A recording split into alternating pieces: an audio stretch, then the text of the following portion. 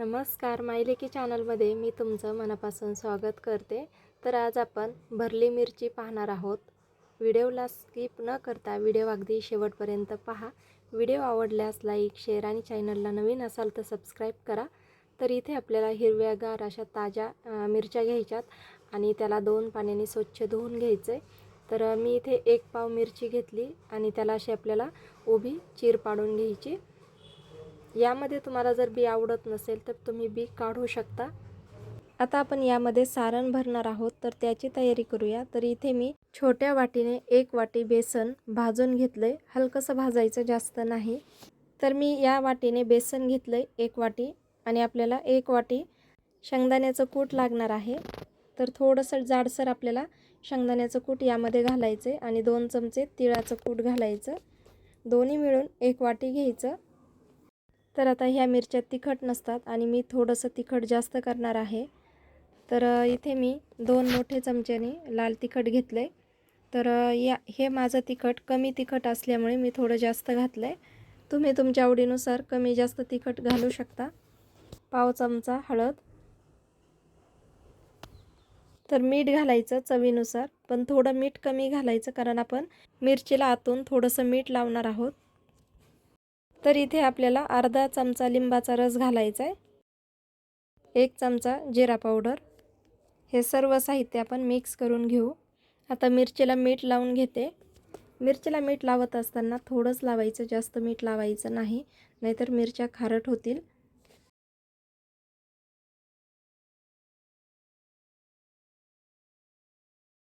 तर आता जे साहित्य घेतले त्याला आपण मिक्स करून घेऊ। यामध्ये थोडंसं आपल्याला तेल घालायचं, तेल किंवा पाणी घालायचं, म्हणजे तो जो कूट आहे तर तो थोडासा ओलसर होतो। तर अशा पद्धतीने आपल्याला मिक्स करून घ्यायचं आहे आणि लगेच आपल्याला या मिरच्यामध्ये सारण भरून घ्यायचं। जर तुम्हाला असं वाटलं की हे सारण बाहेर येतंय आणि तेलामध्ये करपतंय, तर अशा वेळी तुम्हाला ह्या मिरचीमध्ये सारण भरल्यानंतर याला दोरा गुंडाळून घ्यायचा, असं एकदम पॅक करून।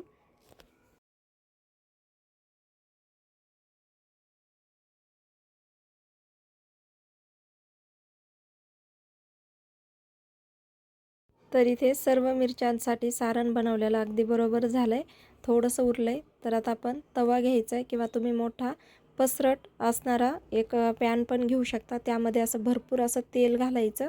आता यामध्ये 2 चिमूट आपल्याला हिंग घालायचे आणि आता यामध्ये आपल्याला मिरच्या ठेवून द्यायच्या अशा पद्धतीने आणि वरतून आपल्याला थोडंसं पाण्याचा शिंतोडा मारून झाकण ठेवायचे।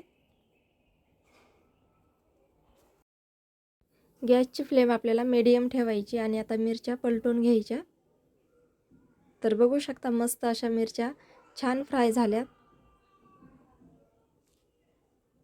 अजून आपण याला झाकण ठेवू। 1 चमचा तेल घालायचं आणि परत झाकण ठेवायचं। अशाच मिरच्या आपल्याला फ्राय करून घ्यायच्या।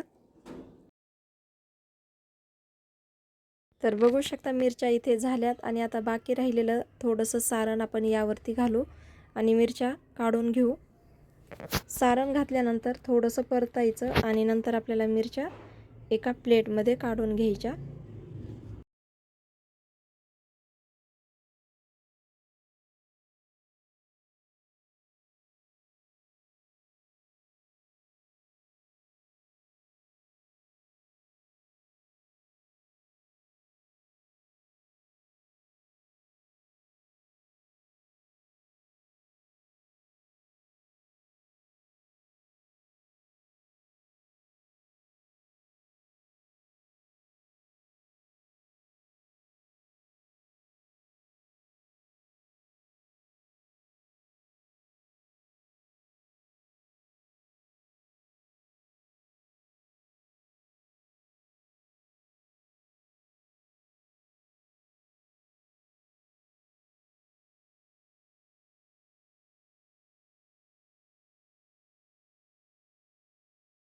व्हिडिओ पाहिल्याबद्दल धन्यवाद।